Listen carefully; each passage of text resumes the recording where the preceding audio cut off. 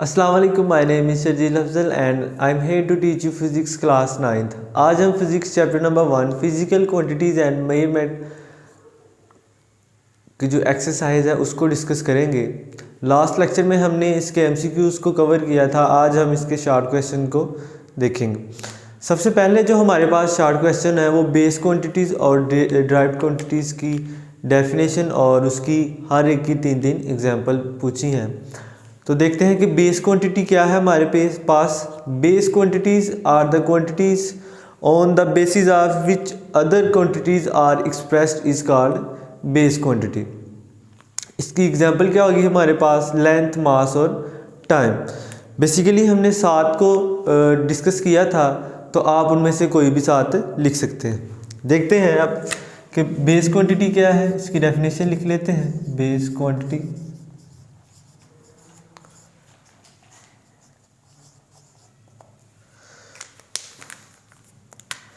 Base quantities are the quantity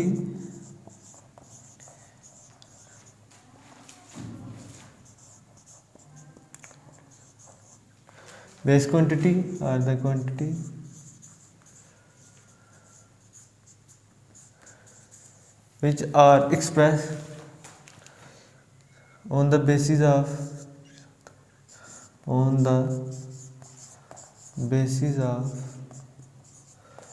which other quantities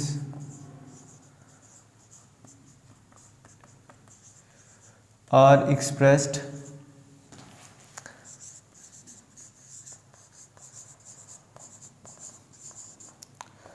is called base quantity।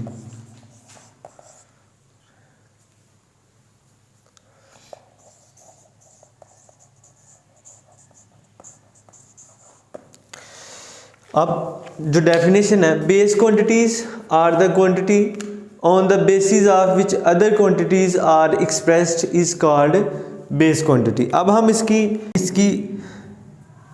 इसके बाद देखते हैं कि इसकी एग्जांपल क्या है।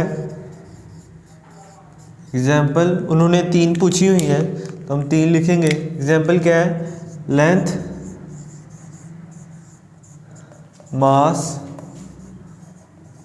And time extra. अब देखिए क्वेश्चन में उन्होंने कहा है कि give 3 examples in each case, तो हम 3 इसकी लिखेंगे। उसके बाद देखते हैं कि ड्राइव्ड क्वांटिटीज़ क्या होता है और इसकी एग्जांपल क्या है। ड्राइव्ड क्वांटिटीज़ जो है वो बेस क्वांटिटीज़ से मिलने के बाद हमारे पास जो क्वांटिटी आती है उसे क्या कहते हैं, ड्राइव्ड क्वांटिटी। उसकी भी डेफिनेशन लिखते हैं। इसको रेज कर लेता हूँ मैं पहले।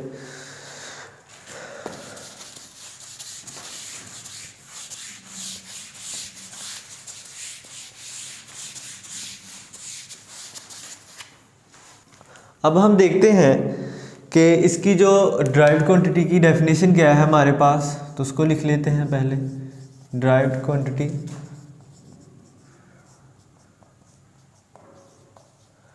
The quantity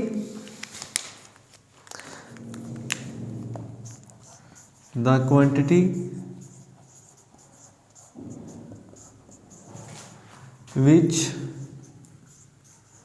are expressed in terms of base quantities.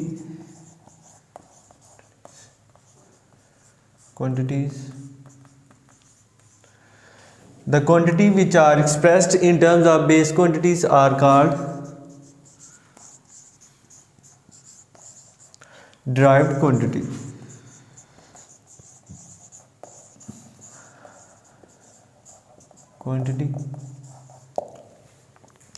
इसके बाद हम देखते हैं कि इसकी जो एग्जांपल है वो क्या है।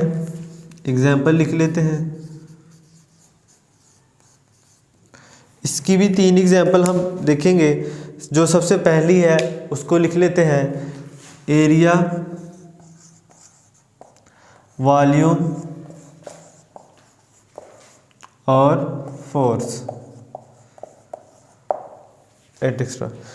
जो हमारा पहला क्वेश्चन था बेस क्वांटिटी और ड्राइव्ड क्वांटिटी और इनकी एग्जांपल्स, ये दोनों को फर्दर हमने लिखा और देखा कि इसकी डेफिनेशन और एग्जांपल्स क्या हैं। हमने पहले चैप्टर्स में पहले लेक्चर्स में भी इसको डिस्कस किया था और वहाँ भी इसकी डेफिनेशन और एग्जांपल्स को नोट किया था। आज फिर से इसे लिखा है, तो मैं आपको रिकमेंड करूँगा कि जो शॉर्ट क्वेश्चन है एक्सरसाइज के, ये बोर्ड के हवाले से बहुत ज़्यादा इम्पोर्टेंट होते हैं। बेसिकली जो इस तरह के डेफिनेशंस वगैरह और एग्जांपल जो एमसीक्यूज़ के लिए पूछ सकता है, तो काइंडली इसे लाजमी साथ साथ नोट करते जाएं। अब हम देखते हैं कि हमारा जो दूसरा क्वेश्चन है, pick out the base units in the following.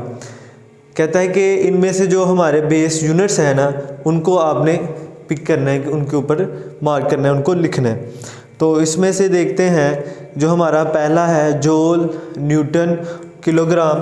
तो हमारे पास किलोग्राम क्या है, बेस यूनिट्स।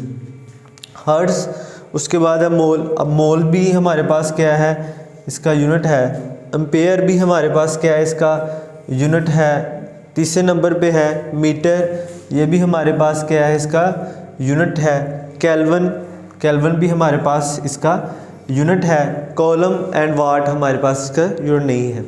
तो जो बेसिकली हमारे पास कितने हैं, kilogram, mole, ampere, metre and kelvin, जो उसने गिवन दिए हुए हैं, उनमें से हमारे पास 5 बेस यूनिट्स हैं। इनको मैंने टिक कर दिया है, आप भी लाजमी अपनी कापीज़ पे लिख लें। अब हमारे पास क्वेश्चन है 1.4। इसमें कहता है कि find the base quantities involve in each of the following derived quantities. कुछ हमारे पास उन्होंने ड्राइव्ड क्वांटिटीज़ दी गई हैं और उसमें बताना है कि इसमें बेस क्वांटिटीज़ कौन कौन सी शामिल है। पहली जो हमारे पास स्पीड है, वॉल्यूम है, फोर्स है और वर्क है। सबसे पहले जो हमारे पास है स्पीड, इसका जो हमारा फार्मूला है वो हमें मालूम है, क्या है, v is equal to distance over time d over t। तो बेसिकली d में हम क्या मालूम कर रहे हैं, लेंथ। d किसको मालूम कर रहे हैं, लेंथ को, डिस्टेंस को। और टाइम, t क्या है हमारे पास, टाइम। तो जो हमारा क्वेश्चन था स्पीड में, हमने बताना था कि स्पीड क्या है हमारे पास, ड्राइव्ड क्वांटिटी है। जो स्पीड है इसमें बेस क्वांटिटी कौन कौन सी शामिल है। तो सबसे पहली है हमारे पास लेंथ है और टाइम है। दूसरे नंबर पे है वॉल्यूम, बी वाला ऑप्शन। वॉल्यूम क्या होता है, L length multiply width multiply height. तो अगर आप किसी क्यूब का ले रहे हैं तो वो क्या आ जाएगा, length multiply length multiply length. तो बेसिकली जो हमारे पास इसमें हम किसको मेजर कर रहे हैं, जो ड्राइव क्वांटिटी वॉल्यूम है हमारे पास, इसमें बेस क्वांटिटी कौन सी है, लेंथ। लेंथ को लिख लेंगे। उसके बाद तीसरे नंबर पे हमें बताता है कि हमारे पास फोर्स है। इसमें आपने बताना है कि हमारे पास जो बेस क्वांटिटी है वो कौन कौन सी है। तो हमें पता है कि फोर्स का क्या फार्मूला है, F is equal to m over a. तो जो हमारे पास m है वो क्या है, बेसिकली एक्सीलरेशन है। तो किसके इक्वल आ जाएगा, delta v over delta t। तो यहाँ m हमारे पास मल्टीप्लाई हो जाएगा, तो क्या आ जाएगा, 1 over delta t over multiply distance over time. तो इसमें हम देखते हैं कि हमारे पास जो वैल्यूज़ हैं वो कौन कौन सी है। मास है, जो बेस क्वांटिटी है, मास है। उसके बाद t है, टाइम है। उसके बाद डिस्टेंस है, यानी कि लेंथ, ये हमारे पास थी। तो लास्ट में फिर टाइम दे रहा है, तो टाइम को हमने पहले ही लिख लिया, ठीक है। उसके बाद है वर्क। वर्क का जो हमारे पास फार्मूला है, W is equal to F S. तो हम इसमें फोर्स का ऊपर हमने पढ़ा है कि फोर्स किसके इक्वल है, m ओवर a के। तो s को हम एज इट यहाँ लिख लेंगे। तो उसी तरह हमारे पास क्या आ जाएगा, mass acceleration delta v over delta t। और इसको मज़ीद करते हैं तो m 1 over delta t multiply distance over time, और s को फिर उसी तरह हम आगे लिख लेंगे। तो इसमें देखते हैं कि हमारे पास क्या आता है। इसमें भी हमारे पास आएगा m मास उसके बाद टाइम, और उसके बाद हमारे पास आ जाएगा लेंथ।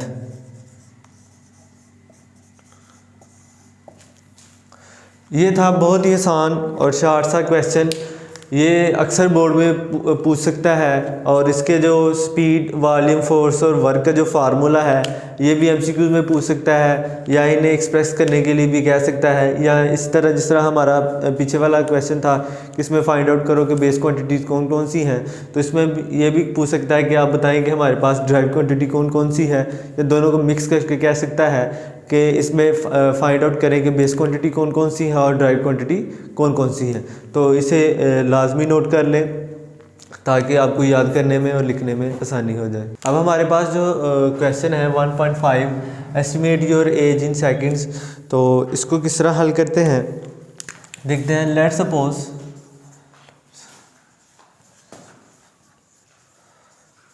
जो हमारे पास एज है वो कितनी है, एज इज़ 14 ईयर्स, आप कोई भी रख सकते हैं। अब 14 ईयर्स है, 14 ईयर्स। अब एक साल में हमारे पास कितने दिन होते हैं उनको लिख लेते हैं। जो हमारे पास एक साल में दिन होते हैं वो कितने होते हैं, 365। और जो हमारे पास एक दिन होता है उसमें कितने घंटे होते हैं उसको भी देख लेते हैं। जो हमारे पास एक दिन में घंटे होते हैं वो होते हैं 24 और उसके बाद देखते हैं हम कि हमारे पास जो एक घंटा है उसमें कितने मिनट्स होते हैं, तो उसको भी लिख लेते हैं। वो होते हैं जी, एक घंटे में हमारे पास 60 मिनट्स होते हैं। उसके बाद हम देखते हैं कि हमारे पास जो एक घंटा है उसमें एक मिनट है उसमें कितने सेकंड होते हैं। तो जो हमारे पास एक मिनट है उसमें 60 सेकंड होते हैं। तो अब इन सब को मल्टीप्लाई करेंगे ना, तो उसके बाद जो हमारे पास वैल्यू आती है वो आती है 44150 सेकंड। ये हमारे पास जो आंसर आया है ये कहता है कि जो 14 साल किसी बच्चे की या किसी की उम्र है तो वो आंसर आया है वो कितना है 441504444। ये हमारे पास सेकंड में 14 डेज का आंसर है। अब आप यहाँ जो 14 है इसकी जगह 16 लिख लें, 25 लिख लें। ये लिखने के बाद इसको मल्टीप्लाई करें तो आपकी जितनी एज होगी वो भी आंसर नीचे आ जाएगा। लेट सपोज आप कहते हैं कि मेरी तो उम्र जो है वो 18 साल है, तो आप 14 की सिर्फ जगह 18 लिख देंगे, तो 18 यहाँ 18 लिखने के बाद मल्टीप्लाई करेंगे तो आपकी एज भी काउंट होके नीचे आ जाएगी।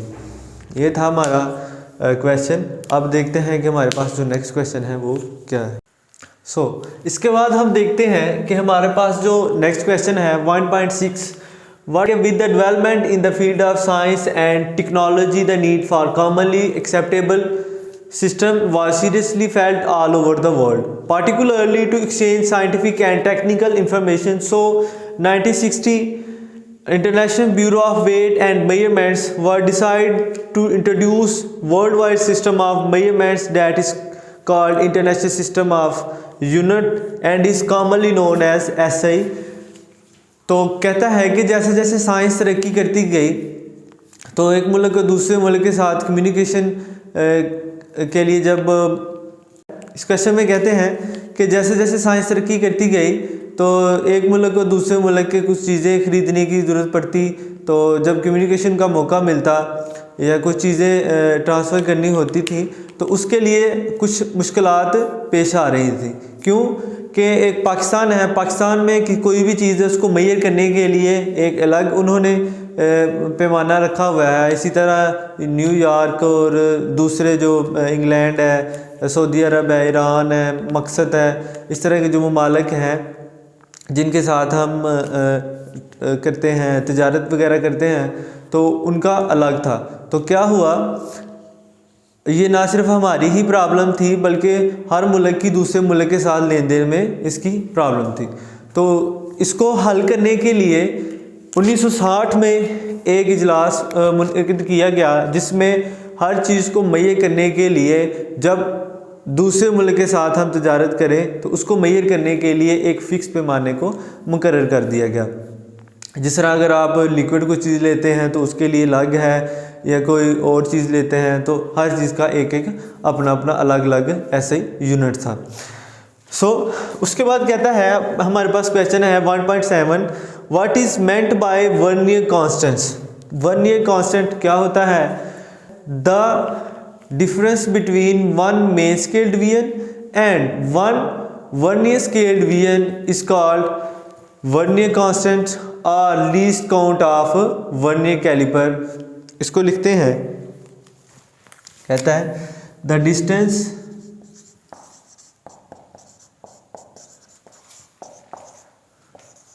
Distance between one main scale division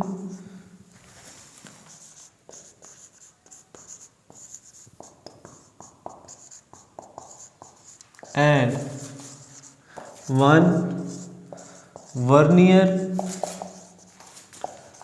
scale division is called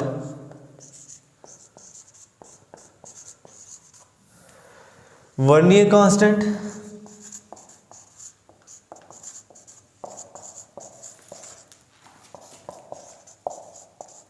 और लीस्ट काउंट ऑफ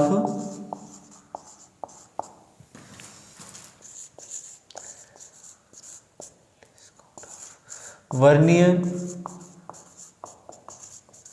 कैलिपर।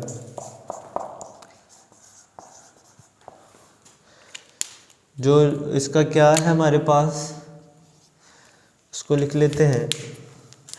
हमारे पास 0.1 मिलीमीटर और 0.01 सेंटीमीटर। ये था हमारा क्वेश्चन वर्नियर कांस्टेंट। इसमें जो एक मेन स्केल की डिवीजन और एक वर्नियर स्केल की जो डिवीजन होती है उसको कहते हैं वर्नियर कांस्टेंट और least count of vernier caliper जो हमारे पास है वो कितना है 0.1 मिलीमीटर और 0.01 सेंटीमीटर। इसको सेंटीमीटर में किस तरह कन्वर्ट करते हैं ये हमने अपने पीछे वाले लेक्चर्स में इसको डिटेल के साथ देखा था।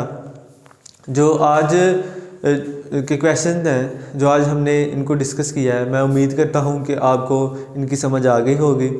जो हमारे रिमेनिंग क्वेश्चंस हैं इनको इंशाल्लाह नेक्स्ट लेक्चर में देखते हैं। तब तक के लिए अल्लाह हाफिज़।